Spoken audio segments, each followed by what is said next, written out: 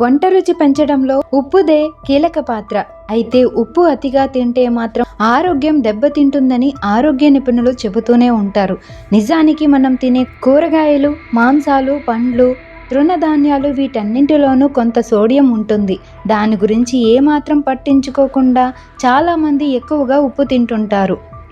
ఉప్పు ఎక్కువగా తీసుకోవడం వల్ల కిడ్నీ, బీపీ సమస్యలతో పాటు ఎన్నో ఇబ్బందులు వస్తుంటాయి. అందుకే వీలైనంత వరకు ఉప్పును తగ్గించమని వైద్యులు కూడా చెబుతుంటారు. అయితే ఉప్పు తగ్గించాలని తెలుసు కానీ ఎంత తినాలో అనే విషయం చాలామందికి తెలియదు. అందుకే వయసు ప్రకారం ఎంత ఉప్పు తినాలో నిపుణులు చెబుతున్నారు. ఏడాదిలోపు వయసున్న పిల్లల్లో కిడ్నీలు అభివృద్ధి చెందే దశలోనే ఉంటాయి. అందుకే వాళ్ళు తినే ఆహారంలో ఉప్పు అనేది చేర్చకూడదని నిపుణులు సూచిస్తున్నారు. అయితే సోడియం కూడా శరీరానికి కావలసిన పోషకాల్లో ఒకటి. అది సంవత్సరంలోపు ఉన్న చిన్నారులకు తల్లిపాలు ఫార్ములాలో లభ్యం అవుతుందని చెబుతున్నారు.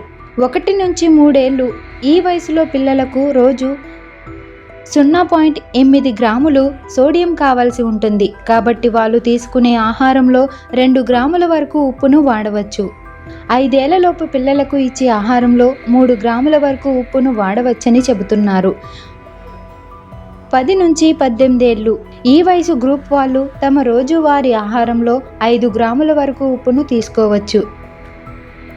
18 ఏళ్ల నిండిన వాళ్ళు ప్రపంచ ఆరోగ్య సంస్థ నివేదిక ప్రకారం 18 ఏళ్లు దాటిన వారంతా తమ డైలీ డైట్లో 7 నుంచి 12 గ్రాముల వరకు ఉప్పును తీసుకోవచ్చట. 65 ఏళ్లు దాటిన వారు 65 ఏళ్లు వచ్చాక పరిస్థితుల రీత్యా ఉప్పును ఆహారంలో చేర్చుకోవాలని వైద్యులు సూచిస్తున్నారు.